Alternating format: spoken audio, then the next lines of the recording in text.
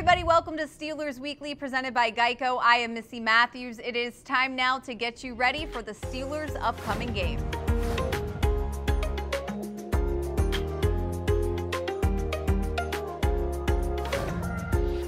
Hi everybody, I'm Missi Matthews. Welcome to the matchup show presented by POWERHOME Solar. The Steelers are getting ready for another primetime game, heading to Cincinnati to face the 2-10-1 Bengals. Let's introduce you to our panel to discuss all things about Monday night. Mike Prisuta from the DVE Morning Show and also Steelers.com. Greg Wolfley, former Steelers great, joining us, as well as Matt Williamson from Steelers Nation Radio. All right, guys, we're going to talk a little bit about the Steelers before we get into this matchup. Of course, a lot of things after two losses that there is to discuss. One of them is physicality.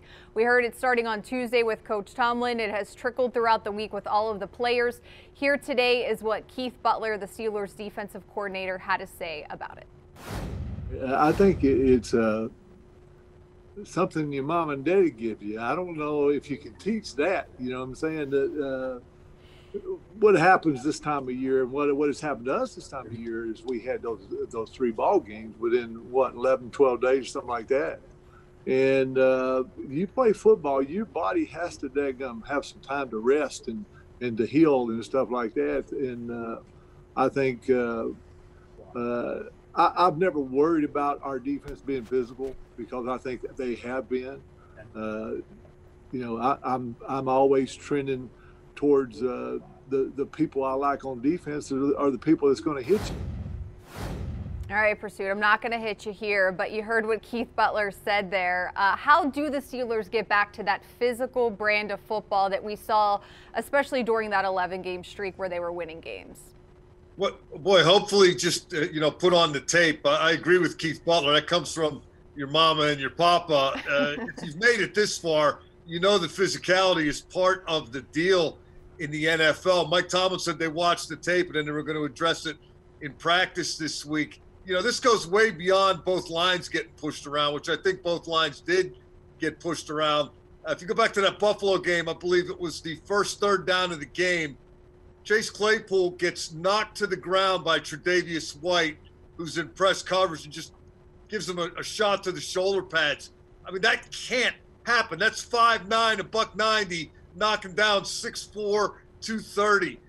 Minkah Fitzpatrick comes flying up on Stephon Diggs and bumps into him, but doesn't wrap him up, tackle him, or knock him down, and Diggs just runs for 17 more yards. There are examples like that all over the field. They just got to get back to doing what they do. They didn't do it often enough in Buffalo. I don't think there's a drill for that. You either have that in you or you don't. I think these guys have it in them. They just need to be reminded what to do with it. All right, Wolf, I know, as Pursuta pointed out, it's not just the O-line and the D-line as some people think when you say not being physical enough. But for you, I'm assuming you want them in pads every day. You want them pushing cars. How do the Steelers get more physical, especially against a Bengals team that this is a game they should win and also need to win?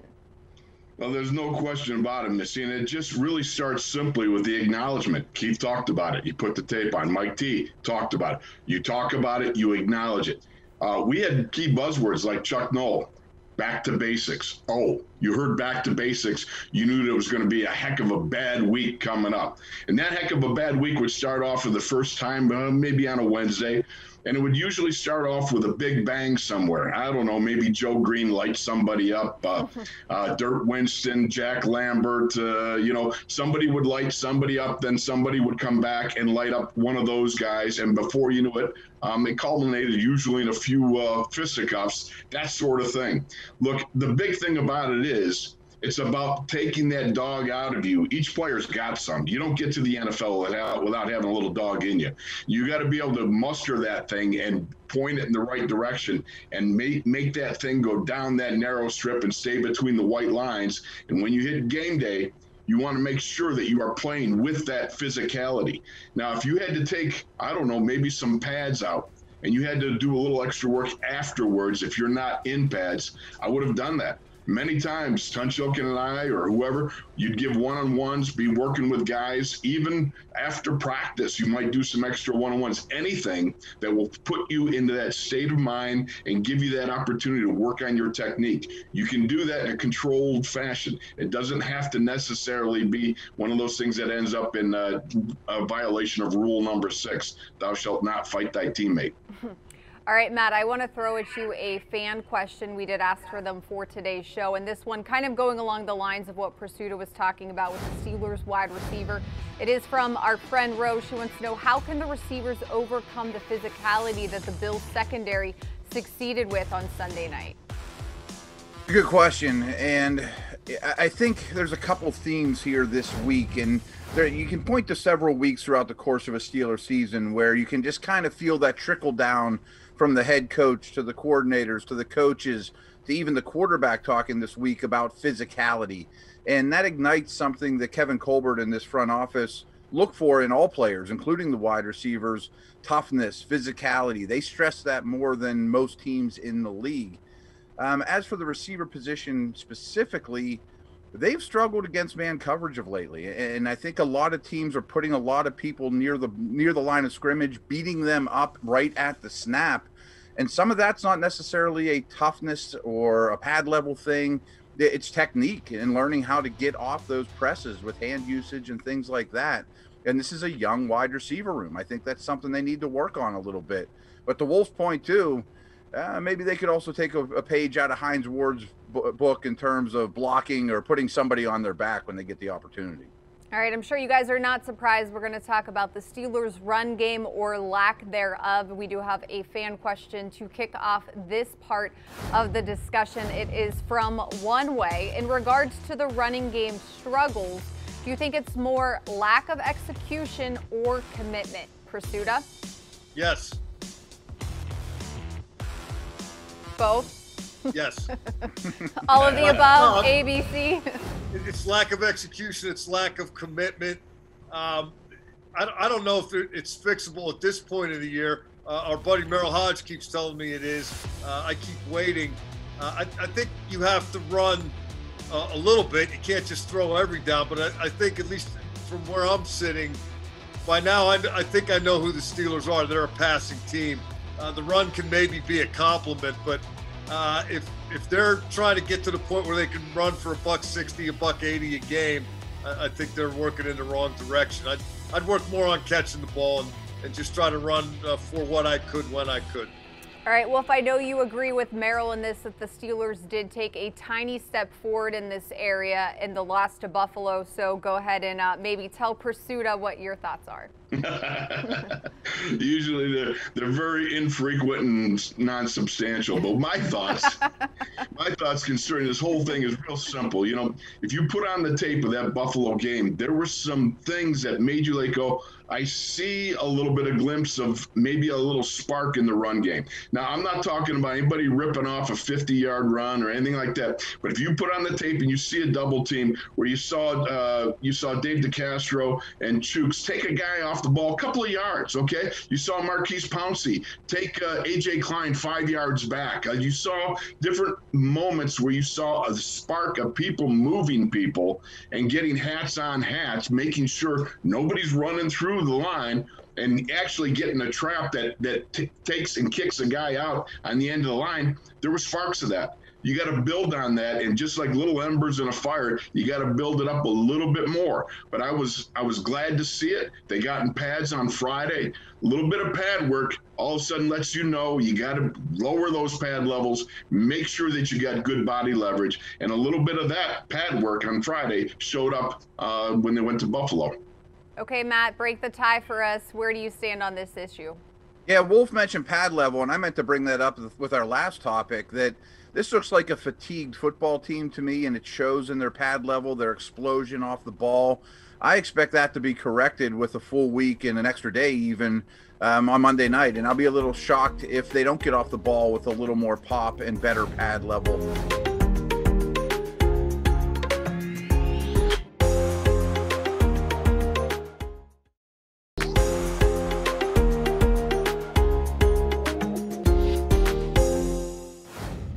Welcome back, everyone. Steelers Weekly presented by Geico continues. Hi, everybody. Welcome back to the matchup show presented by POWERHOME Solar. Let's talk a little Steelers and Bengals Monday Night Football. Prisuta, in your opinion, what needs to happen to make you have positive vibes, to feel the arrow is pointed up for the Steelers coming out of this game? Catch the football. I hate to oversimplify, but Matt, I respect your point about the defense is coming up, but I still think there have been plays that could have and should have been made the last couple 3 weeks. And it's amazing how different this would look if, say, they hadn't gone 1 for 10 on 3rd down against Buffalo, and the amount of mistakes that led to that. Just catch the ball. And then my other key would be, don't give the Bengals anything like, I don't know, a pick 6 in the last minute of the first half, because Cincinnati has been stuck in the mud since Joe Burrow got hurt. They are going to have a very difficult time scoring if you don't put it on a tee for them. All right, well, if I want to throw you a fan question, this one is from Jeff. He wants to know, what concerns you more, the injuries piling up or the inability of the Steelers to run the ball? Oh, definitely the inability to run the ball. I come from the dark ages, the medieval times of the NFL. Orcs and elves and all those things ran around in the Middle Earth and that sort of thing. But, the running game was built in those time frames, and it still is prevalent today and can be used today. Now, I understand it's not going to be the weapon that it once was, but you certainly can still build upon it. And I really think that physicality starts with a state of mind. It's about being who you are and the statement of who you are. If anybody's got any question about that, go back to the very first play of the Bills game. What happened? Tyler Matakevich, a former Steeler, ran down the field, and what did he do? He lit up Ray McLeod, and it was a big hit, and that set the tone. Physicality is the big thing. Running game it's really a state of mind. You got to be ready to do it. Matt, you mentioned in the earlier segment, with so little time and so many games clogged in, it felt like the Steelers were a little bit fatigued. Are the injuries, though, starting to creep in and really matter at this point? Of course, but they're not alone. I mean, the NFL is a war of attrition. People are falling left and right. This year with the COVID situation, it's even more rocky and unpredictable. I will say the offensive line situation in terms of injuries has me concerned, that I feel like they can't afford one more, that they're at that point where they're at that line where they can't handle another. On defense, you're not going to get Bud and Bush back. I mean, but I think they've done an okay job of handling that and coming up with some substitutions. But this week you get Hayden and you get Vince Williams back. I mean, there's teams in a lot worse situations than the Steelers with injuries. So I think a nice long week will help quite a bit with the energy level, the pad level, all those type of things. And injuries are sort of a luck thing. Hopefully they go their way down the stretch here. All right, we're going to take one more break here on the Matchup Show. When we return, we'll get your keys to the game. We'll be right back.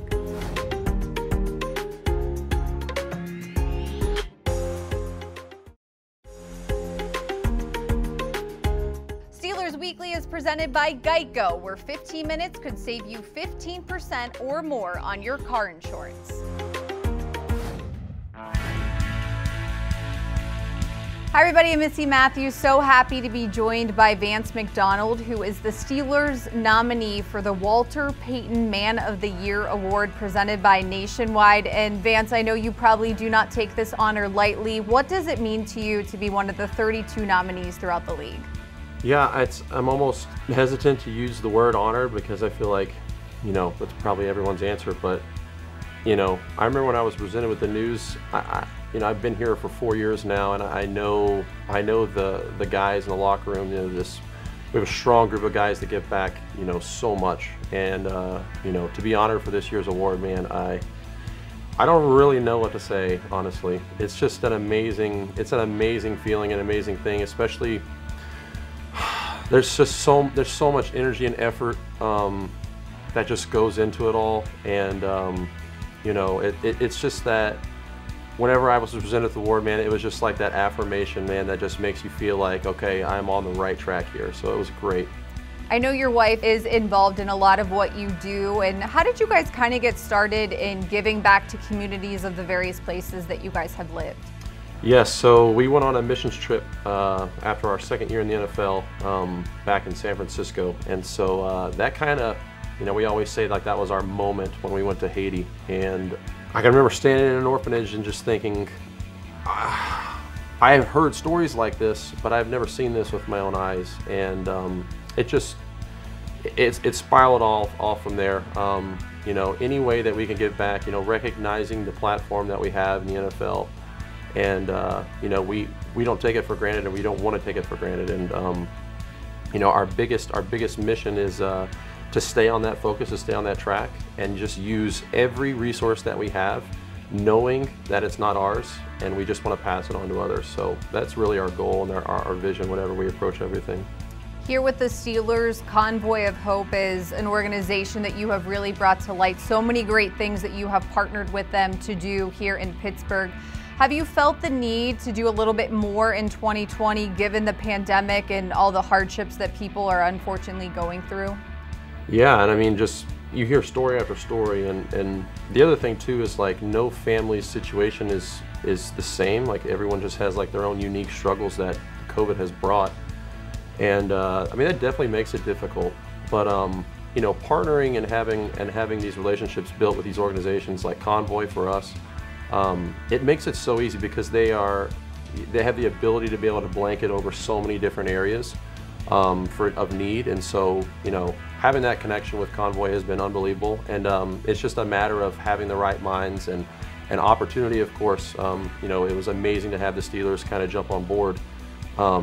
Because you can create really neat ways in order to meet the community's needs. And so we were just honored to be able to partner with everyone.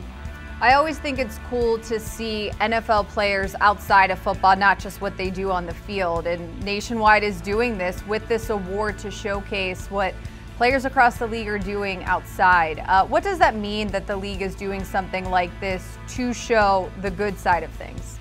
Yeah, it's just this phenomenon of like when you're in school and you're young and you see your teacher in this grocery store and you're like, you feel like you saw a unicorn. It's just like this weird moment. But, I've talked about this many times. A lot of times players in the NFL get put in a box, and, the only thing that people expect is, the performance that they have out on a football field. But like we all have hearts and we all have lives. And to be able to showcase us when we're outside of this box, that's the amazing part.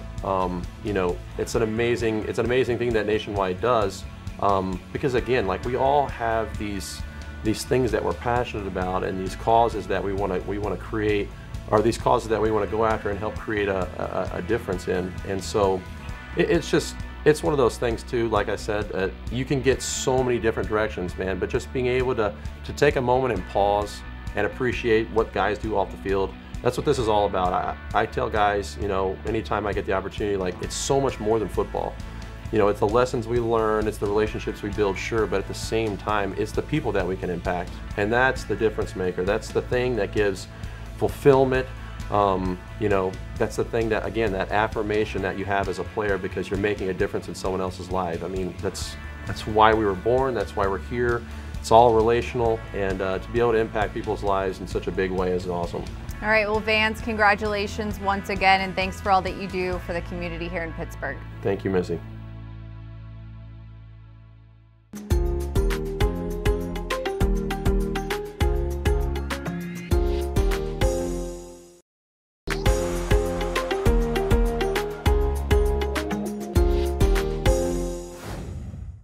Everybody, it is time now for our Keys to the Game presented by your neighborhood Ford store.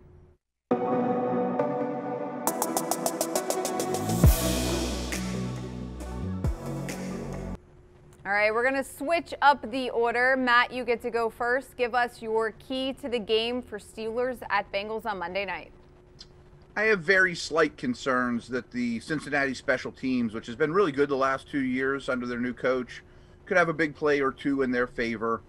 But as Mike mentioned earlier, I don't think Cincinnati's offense is capable of moving the football in this game, and so they're not going to put up a lot of points, in my opinion. So the key to the game to me is this week of preparation for the Steelers, how they've handled their practice week, their rest, a little bit of getting back to normalcy and getting their bodies right, not only for this game, but for the home stretch here in the playoffs. Okay, Wolf, give us your key. It's simple. be physical. You catch the ball, be physical. You run the ball, be physical. If you're blocking, be physical. If you're tackling, be physical. Whatever you're doing, make sure you're doing it in a physical way to the snap, from the snap, I should say, to the whistle, and be very physical. Any other questions are settled if you're going to be physical. Prisuta, what's your key? Yeah, I'll just pile on Wolf there a little bit. Just say urgency. Cam Hayward cited that this week. I mentioned catch the ball and, don't give the Bengals any easy gift touchdowns a moment ago. But sense of urgency in practice, as Matt alluded to, when you get to the stadium with the lights on, as Wolf alluded to. Cam Hayward said something really interesting to me, or not to me. He was speaking to everybody. It was interesting to me that he referenced some guys might kind of lull themselves to sleep a little bit and say it's only a couple of losses. Enough. This has got to stop now. Yeah, they're going to be in the postseason.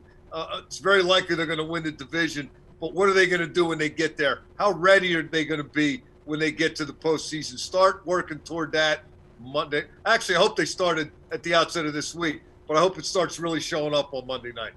All right, well, I just want to tell all of you I'm very proud of you. No one mentioned the Escalooser at all during the show, not once, which I'm shocked.